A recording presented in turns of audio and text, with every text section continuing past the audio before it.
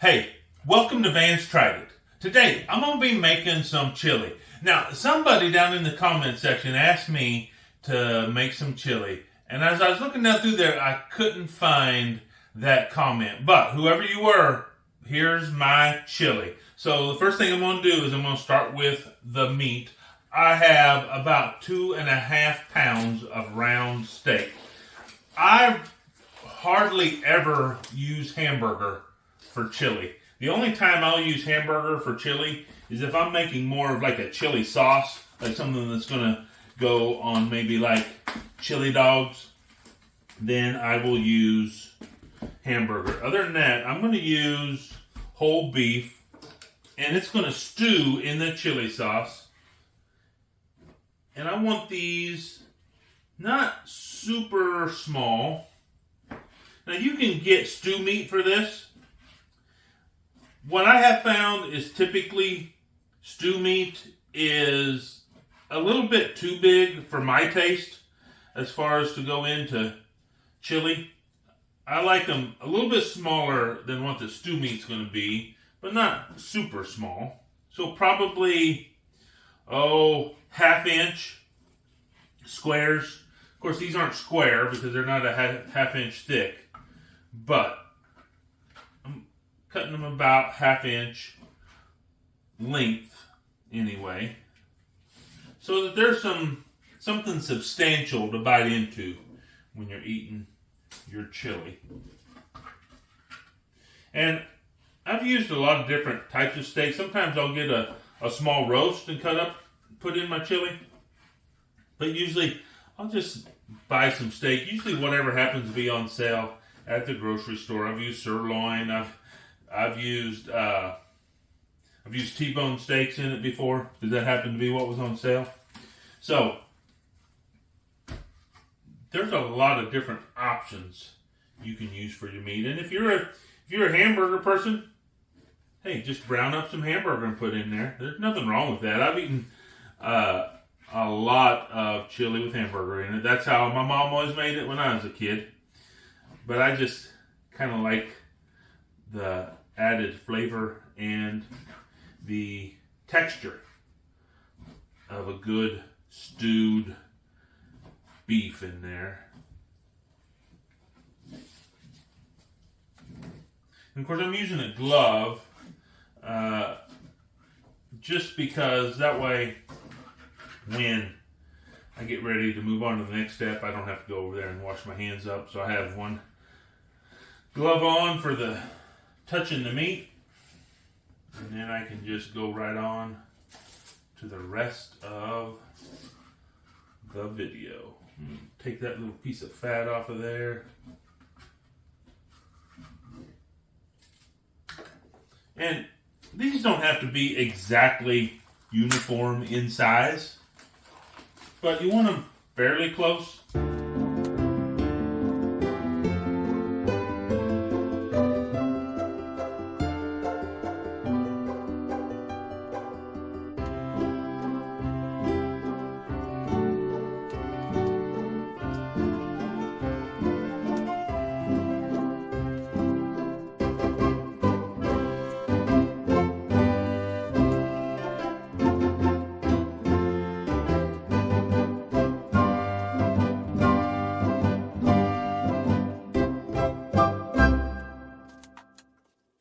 Okay, so our meat is all cut up and put in the crock pot, because that's typically what I make chili in is the crock pot or the slow cooker.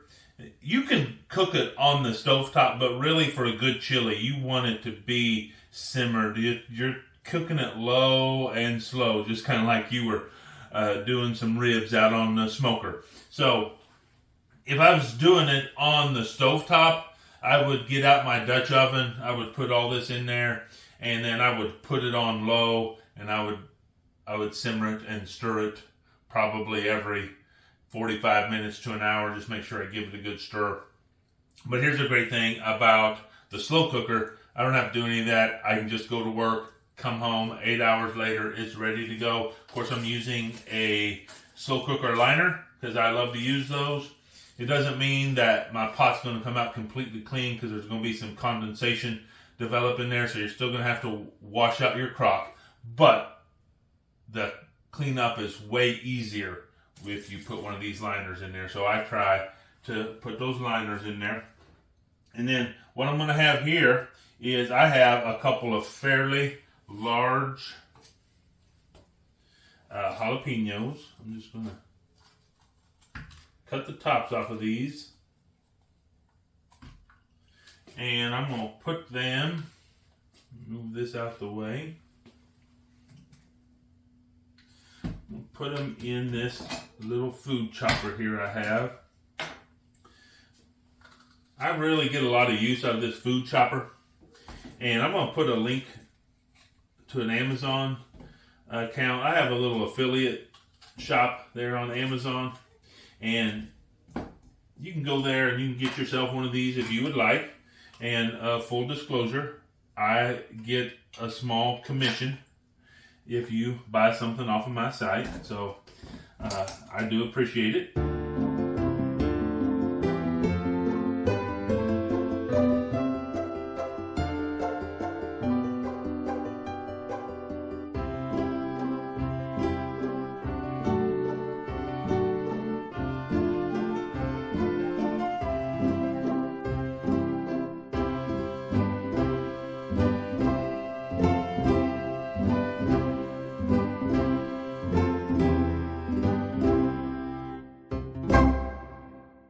So now I just have these jalapenos, and I would call these minced, so that they're going to go in there really well.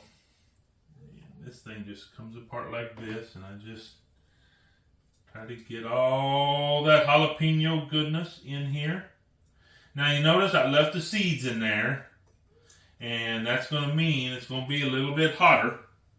So if you like the jalapeno flavor, you don't like it as hot, then you can take the seeds out.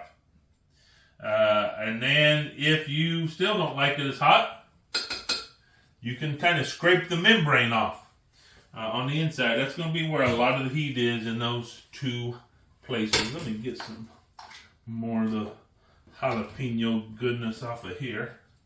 Yeah, look at there. Okay, I think we got all we need off of there. So we have our meat in there. We have a jalapeno in there. Now we're going to go with some tomato. So what I have here is what's called chili starter. And this is diced and pureed tomatoes with a little bit of chili seasoning in there. Not a whole lot, certainly not enough to make up the whole kit and caboodle that we're going to need, but it's going to give us a good start. And just like that, just get that back out of there. And here I have some tomato paste.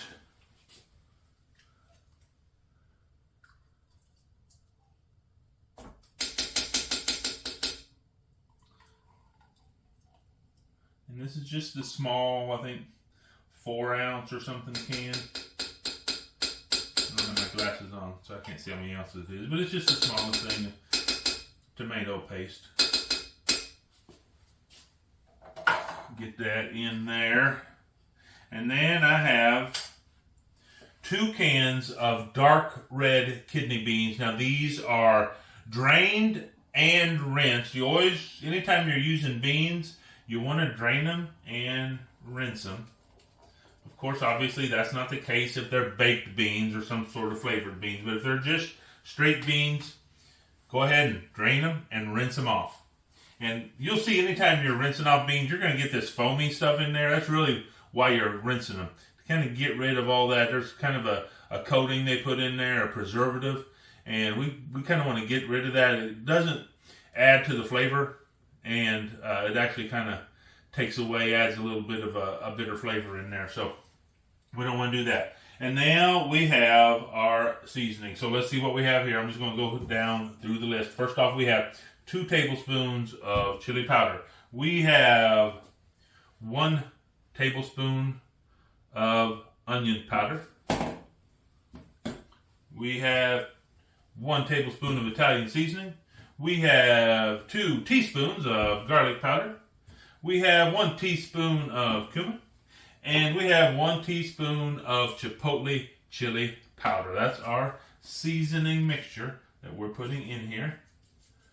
We're going to just sprinkle that over the top. Spread it out like that.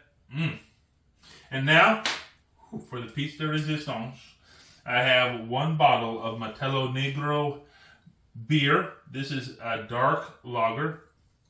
We're just going to put this in here.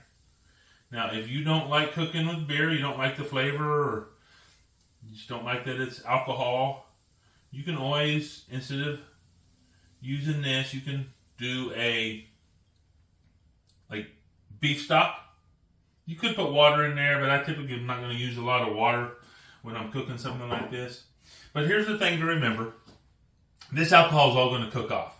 So this is going to be safe for anybody to eat because the alcohol is going to evaporate out of there. Alcohol evaporates pretty quickly.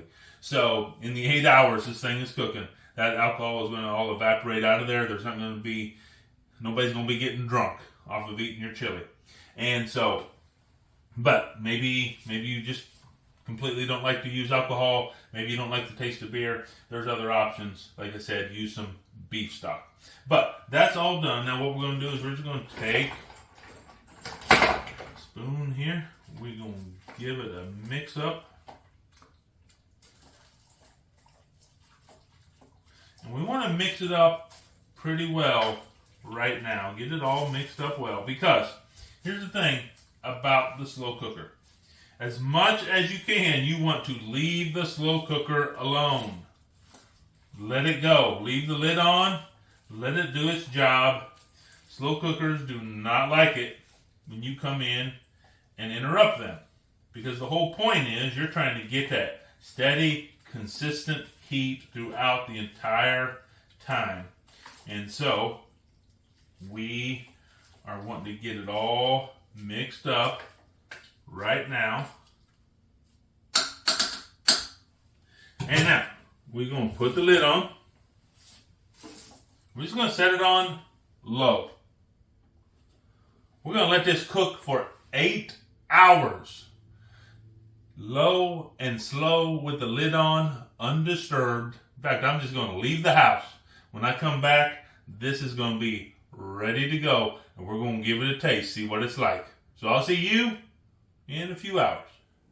Okay, so our chili has been going untouched in this slow cooker for 8 hours. And now we're going to find out just how good it is. So let's take the lid off.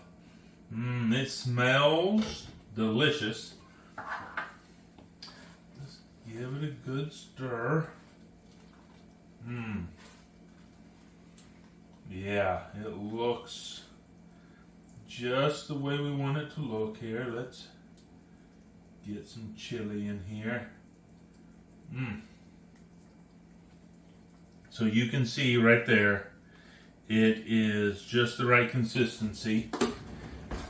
It is not exactly soupy, but it has just like a good stew, really consistency. And now let's just try a piece of this meat just by itself first off.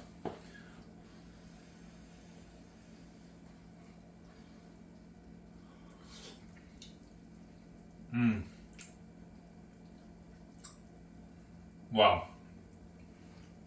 So just that piece of meat, so tender, has the spices. You can get the smokiness from the chili sauce. You can get a little bit of heat from the jalapenos and the chili powder.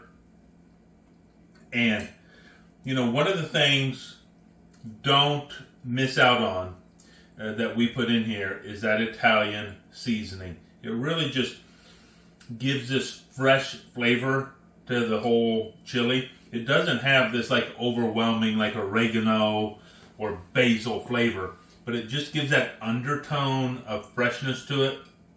And the beer as the liquid base, oh wow, that just makes this chili so good. Now let's get a good bite here with some beans and everything else all together. Make sure we get some beans and some meat.